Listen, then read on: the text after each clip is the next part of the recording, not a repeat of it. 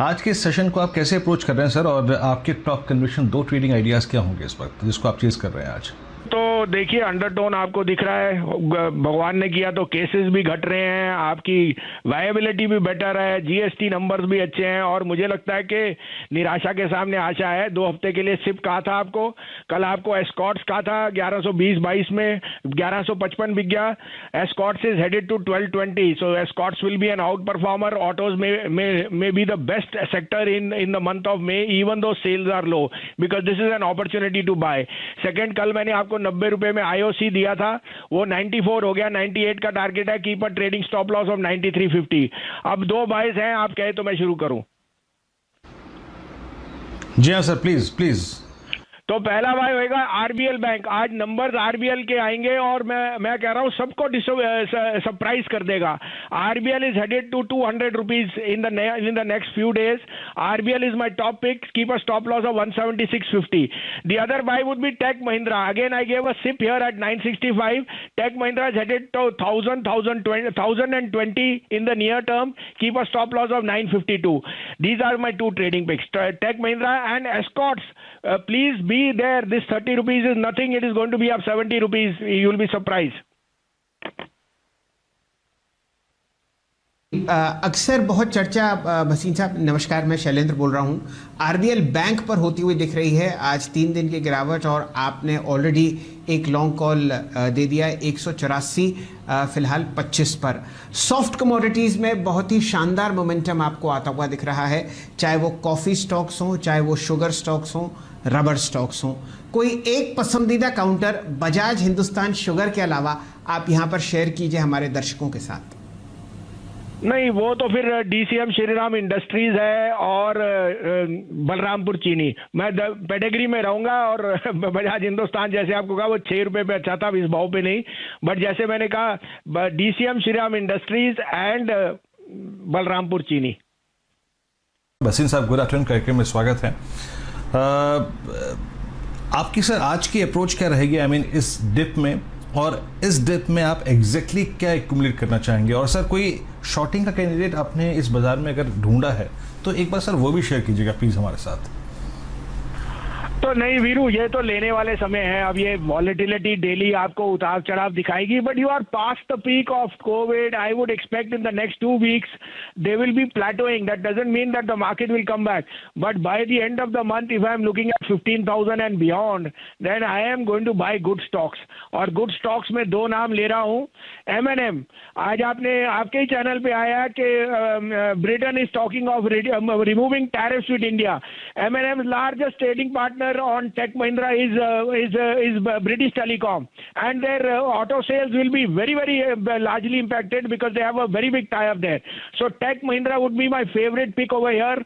Extremely well managed companies, and this British Telecom news could be a very big re-rater. 960 का भाव है, 945 का stop loss रखिए, 1000 से 1020 का टारगेट। और M&M उन्होंने पहले ही आपको बता दिया 10 मई तक बंद है, 1 हफ्ते में खुल जाएगी, और tractor sales, SUV sales will be back to normal. The pent up demand of 1.5 month will come back so strongly by the end of this month and June that you will be left on the side. So buy M&M around the 735, 740, 38. Keep a stop loss of 725. Look for targets of 785. अच्छी move आपको आती हुई दिख रही है BEL पर। सुबह हमने इसके बारे में बात करी थी, पर साथ ही जो ऑयल मार्केटिंग कंपनीज हैं वो भी थोड़ा मूवमेंट दिखा रही है, और अविनाश जी हमारे साथ हैं, उनसे भी थोड़ी इसके बारे में चर्चा करते हैं। अविनाश जी, फाइनली HPCL, BPCL, IOC थोड़ा मूवमेंट आते हुए दिख रहा है। 18 दिनों बाद फ्यूल के प्राइसेस में भी इंक्रीज किया गया है। बताएं सर, शॉर्ट टर्म में यहाँ पर कुछ अपॉर्चुनिटी बनती है, और OMCs पर किस तरह का व्यू बनाना चाहिए इस समय? दीपांशु, मुझे लग रहा है कि आपने सही कहा कि पेट्रोल डीजल के प्राइसेस काफी समय के बाद इंक्रीज किए गए, तो डेफिनेटली यहाँ पे एक सेंटिमेंट पॉजिटिव है। मुझे लग रहा है कि सबसे अच्छे जो स्टॉक्स यहाँ पे है वो बेसिकली IOC और BPCL रहेंगे। BPCL तो वैसे तो स्ट्रेटेजिक सेल के पॉइंट ऑफ व्यू से तो ऑलरेडी चर्चे में है, लेकिन हमको लग रहा है कि जो सबसे ज्यादा इजाफा ग्रॉस रिफाइनिंग मार्जिन में होगा वो BPCL और IOC को होगा। प्राइस भी इन्वेस्टर्स के फेवर में है, तो मुझे लग रहा है कि इस प्राइस से भी अगर कोई खरीदता है तो नियर टर्म में एक अच्छा रिस्क रिवॉर्ड बन सकता है। तो these stocks would be better place, और यहाँ पे मेरे ख्याल से इन्वेस्टर्स और जो शॉर्ट टर्म ट्रेडर्स है उनको नजर रखनी चाहिए। बिल्कुल, तो नजर रखिए आईओसी और बीपीसीएल पर, यहाँ पर ज्यादा आपको फायदा होगा ये रिवर्सल का, जो अब हम देख रहे हैं कि प्राइसेस पर फाइनली इंक्रीज आते हुए दिख रहा है। जय भी हमारे साथ हैं। जय, शुगर्स के आसपास वाली एक कंपनी है और आमतौर पर जनरली इथेनॉल के दाम के साथ इसको जोड़कर देखा जाता है। प्राज के बाद कोई दूसरी कंपनी तो इंडिया ग्लाइकोल, आज ऑलरेडी सिमी जी ने दिया भी है इसको स्टॉक ऑफ द डे में। तो हैंड सैनिटाइजर वगैरह आजकल बना रही है ये कंपनी, बहुत जोर शोर से केमिकल्स का बिजनेस करती है और बहुत ही बढ़िया कंपनी है जहां पर खरीदारी करने की राय। इंडिया ग्लाइकोल 517 रुपए के आसपास ये स्टॉक ट्रेड कर रहा है, यहां पर खरीदारी करने की राय है। 500 रुपए का स्टॉप लॉस लगाइए।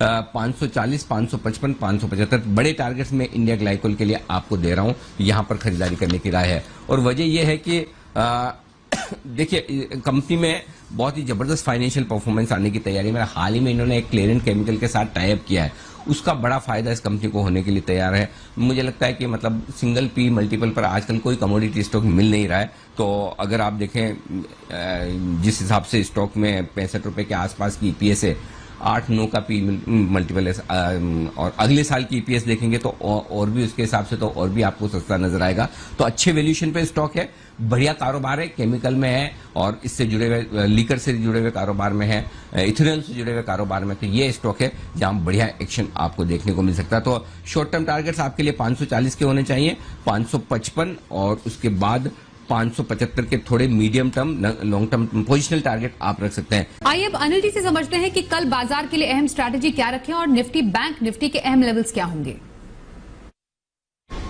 जहां तक कल के बाजारों का सवाल है, 14,350, 14,425 बहुत ही मजबूत सपोर्ट है निफ्टी पर, आसानी से नहीं टूटने वाला। और ऊपरी स्तर पर 14,650, 14,725 ये वो रेंज है जहां पर पहुंचते ही प्रॉफिट बुकिंग आने की संभावना। लेकिन कल क्या होगा इसके लिए जो ट्रिगर्स आपके लिए सबसे इंपॉर्टेंट है, पहला ग्लोबल मार्केट्स। हमारे बाजारों के बंद होने के वक्त डाउ फ्यूचर्स एकदम शांत 9-10 पॉइंट ऊपर थे, यानी कि पता नहीं अमेरिका में किस तरह का ट्रेडिंग सेशन आज रहेगा, पहली बात। दूसरा, कोरोना के मामले 2 दिनों से कम, 3 दिनों से कम आ रहे हैं, लेकिन वीकेंड होने के बाद अब क्या ये मामले फिर से बढ़ जाएंगे, ये देखना जरूरी होगा। तो मामले ना बढ़े तो ये थोड़ा कॉन्फिडेंस बढ़ाने वाले होंगे। साथ ही 2 और आंकड़े, पहला एफआईज की तरफ से आंकड़े किस तरह के आते हैं। 2 दिनों में तो जमकर 5700-5800 करोड़ की कैश मार्केट में एफआईज ने बिकवाली की है। क्या आज भी दमदार बिकवाली का आंकड़ा रहता है? लेकिन इसके साथ ही अगर बाजार ओवरसोल्ड हैं तो फिर निचले स्तरों से रिकवरी के लिए भी तैयार होते दिखेंगे, क्योंकि पुट कॉल रेशियो और पोजीशंस ये बता रही कि काफी हद तक बाजार हल्के भी हो चुके हैं। तो ये 4 फैक्टर हैं जिनके दम पर कल बाजार को ट्रेड करना है। ऊपरी स्तरों पर आपने देख लिया 14,650, 14,725 की रेंज है। जहां तक बैंक निफ्टी का सवाल है, 31,700, 31,900 मजबूत सपोर्ट जो है बैंक निफ्टी के लिए कल के लिए, अगर हम 32,000 तोड़ते भी हैं तो। ऊपरी स्तरों पर वही 32,700 से लेकर 33,000 की रेंज है जहां पर बैंक निफ्टी में कहीं कहीं प्रॉफिट बुकिंग आती दिखेगी। कुछ मिड कैप शेयरों में, स्मॉल कैप शेयरों में आज प्रॉफिट बुकिंग दिखिए, सेक्टोरल चर्निंग होगी और अगले 1-2 दिनों के लिए सरकारी कंपनियां, सरकारी बैंक, पेपर, टेक्सटाइल, फर्टिलाइजर, ये सारे सेक्टर्स वापस से लाइमलाइट में आ सकते हैं। और 1-2 दिनों में अच्छा करेक्शन अगर हो जाता है तो शुगर और मेटल शेयर फिर से निचले स्तरों पर खरीदारी का मौका देंगे। तो हल्के फुल्के करेक्शन के बाद जिन सेक्टर्स में तेजी है वो फिर से बढ़ेंगे, इसलिए डरने घबराने की जरूरत नहीं है। लेकिन सेक्टोरल रोटेशन बाजार में होता हुआ आपको नजर आएगा, उस पर आपको फोकस करना है।